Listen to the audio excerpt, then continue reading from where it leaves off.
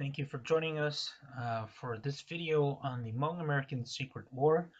This video will be on focusing on the beginning of the Hmong American Secret War, and we will be going over the political landscape, the balance of power, and the allegiances that were in place. And so our uh, time period starts in 1960. And so in 1960, there is a coup d'etat in the Lao capital of Vientiane. And the coup is initiated by a Royal Lao Army officer called Captain Kong Lei. And Captain Kong Lei is a neutralist. And the neutralists in Laos believes that Laos should be able to determine its future without foreign interference. And so they are not pro-communist, they are not pro-American. And so Kong Lei takes out the pro-American government in Vientiane in August of 1960. And so the neutralist government rules in Vientiane for about 4 months.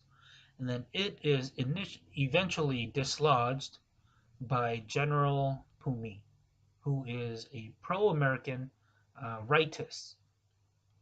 And so they,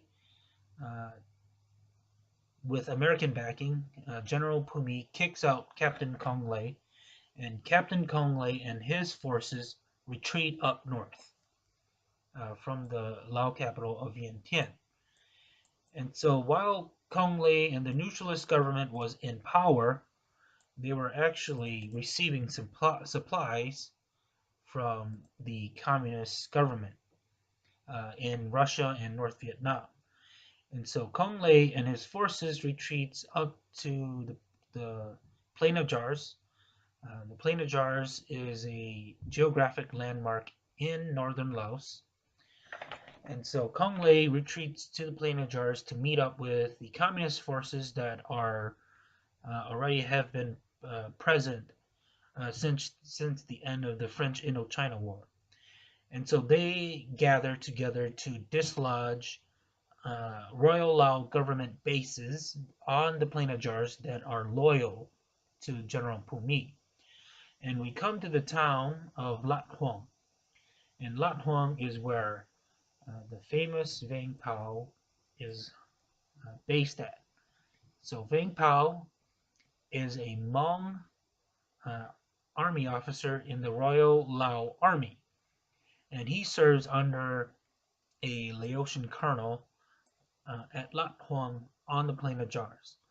And so with the communist advance, the Lao colonel with the Lao government officials, they retreat south after the combined attack by Kong Lei and the communist forces. And so the Lao colonel, along with government officials on the Plain of Jars, they retreat to the Laotian town of Tat Tom. And then at Tat Tom, the Lao government officials and the Lao commander of Military Region 2, they retreat to Tat Tom. And so Military Region 2 consists of the province of Sieng Kuang and the province of Sumne up in the north. And so Vang Pao and his Hmong soldiers, they stay back to slow the advance of Kong Lei and the communist forces. But eventually they get overrun and then they retreat south. And Vang Pao makes his way as far as Ta Viang.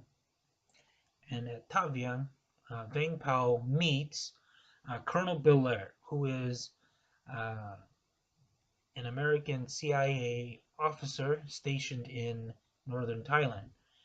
And Colonel Belair meets with Vang Pao and the Hmong leaders within the vicinity of Ta Viang, and they come to an agreement that the Hmong would help the Americans fight if the Americans would provide the Hmong with arms and supplies. Details of the meeting varies depending on who you ask, but in short, that is sort of the agreement that has been reached, and I think further discussion on that meeting should be left at a different video at a later time. And after the meeting at Tavian, Carl Belair and the American CIA, they begin to send supplies to the Hmong. And Vang Pao relocates to create a base at Padang. And Padang is one of the 7 momentum sites that are set up around the Plain of Jars in northern Laos.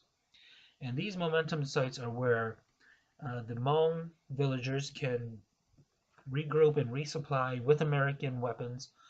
And from these momentum sites, they can attack communist advances on the major roads, such as Colonial Route 7, which runs east-west, and Colonial Route 13, which runs north and south, and Colonial Route 6, which runs from Sumner to the town of Ban Ban. And these momentum sites are eventually attacked by the communist forces in northern Laos. They can see American planes dropping supplies to the Hmong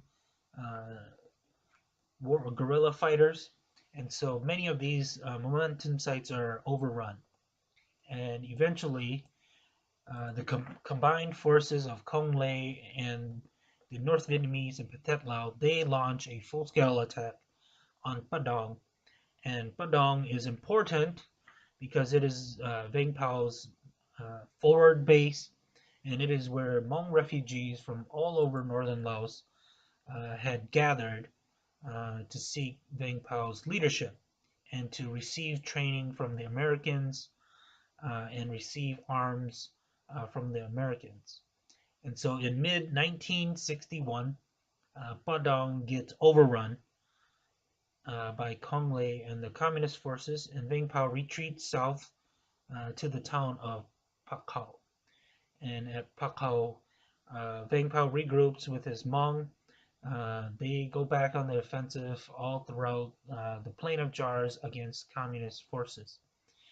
And then eventually 1962 comes around, and Cong Lê, now stationed at Kang Kai, he gets disillusioned with the communists because in heart of hearts, he is a neutralist. And so by November 1962, the Soviets stopped sending their supplies. Earlier in 1962, Vang Pao and the Americans actually made overtures to Cong Lê on the Plain of Jars, and there was actually a meeting between Vang Pao and Captain Cong Lê, and trying to get Cong Lê to turn over to help the Royal Lao government and to stop working with the communists. And so eventually Cong Lê switches sides to help the Royalist government and the Hmong fight against the communists. And he eventually gets dislodged, and he settles back to the western edge of the Plain of Jars.